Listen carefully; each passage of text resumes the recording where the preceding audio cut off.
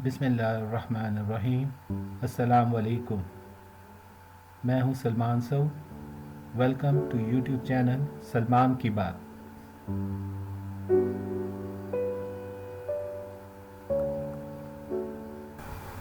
کہتے ہیں ایک شہر سے فوجی دستہ گزر رہا تھا۔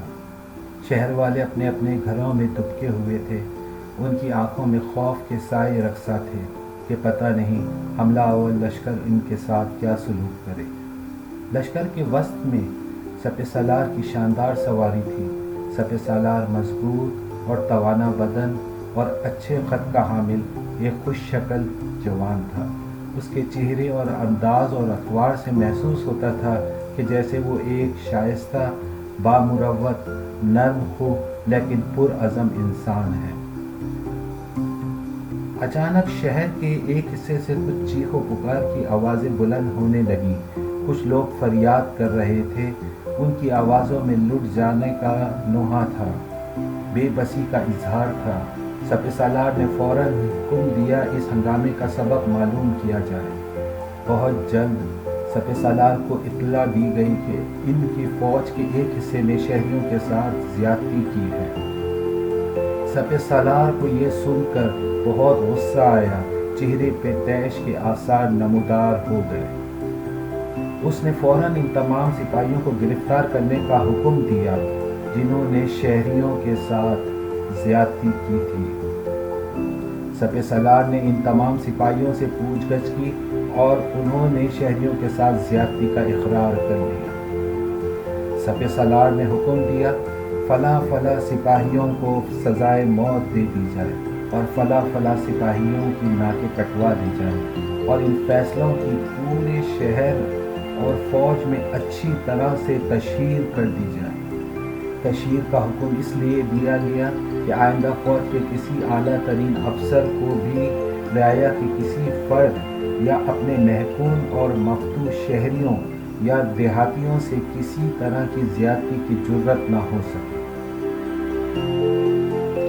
یہ سپہ سالار کوئی اور نہیں تھا، بر صغیر پاک و ہند اور مغلیہ سلطنت کا بانی عظیم حکمران ظہیر الدین بابر تھا، جنہوں نے دریائے جہلم کے کنارے واقع شہر بحیرہ سے گزرتے ہوئے اپنے فوج کے سپاہیوں کو شہریوں سے زیادتی کی سزا دینے میں ذرا سی بھی تاخیر سے کام نہیں لیا۔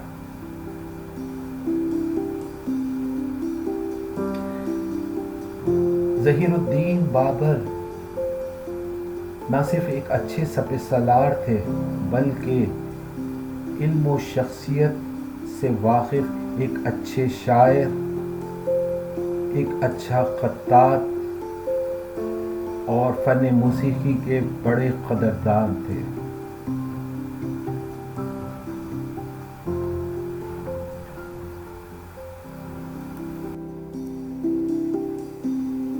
مغلیہ سلطنت کا بانی اور عظیم مغل حکمران ظہیر الدین بابر نے 47 سال کی عمر پائی تھی۔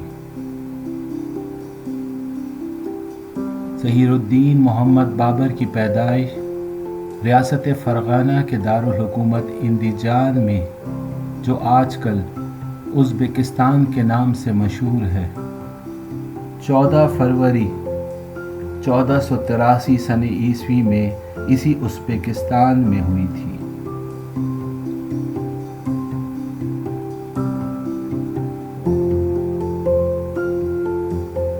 ظہیر الدین محمد بابر کا انتقال 26 دسمبر سن 1530 سن عیسوی میں بھارت کے شہر آگرہ میں ہوا۔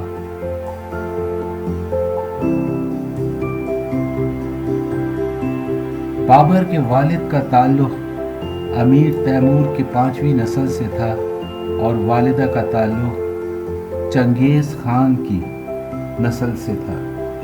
اس طرح بابر کے رگوں میں 2 بڑے فاتحین امیر تیمور اور چنگیز خان کا خون شامل تھا۔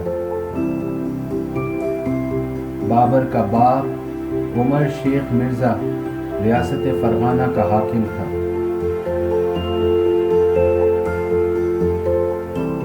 अप्रैल सन 1526 सन ईस्वी से लेकर 26 दिसंबर सन 1530 तक बाबर ने इस बर्र सगीर पाक व हिंद की हुक्मरानी की।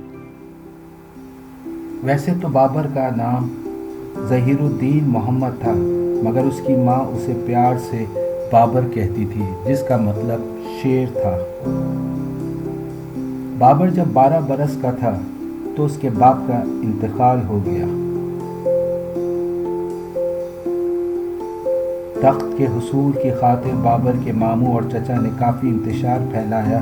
इस वजह से वो 11 साल तक परेशान रहा। कभी वो तख्त पर काबिज होता तो कभी भागकर जंगलों की खाक छानता। आखिरकार सन 1504 में बाबर बल्ख और काबुल का हाकिम बन गया। इस तरह मुख्तलिफ इलाकों को फतेह करते हुए वो हिंदुस्तान पहुंचा।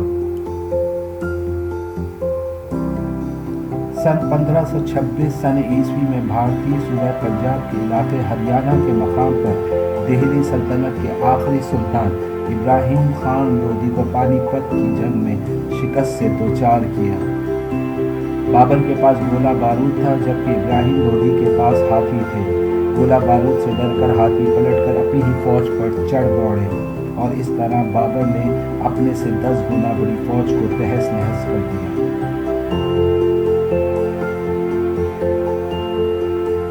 इब्राहिम लोदी को मारकर बाबर ने हिंदुस्तान में मुगलिया सल्तनत की बुनियाद रखी।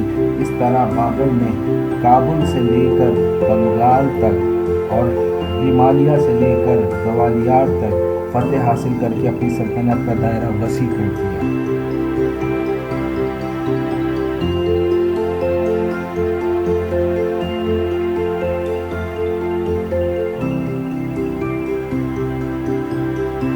बाबर ने अपनी तसनीफ तुज़क़-ए-बाबरी में लिखकर ये साबित किया वो न सिर्फ तलवार का धनी था बल्कि इल्म व फ़न का भी बादशाह था। वो फ़ारसी और तुर्की ज़बानों का शायर भी था और फ़न मौसीकी से भी काफ़ी शगफ था। बाबर एक बेहतरीन ख़त्तात भी था।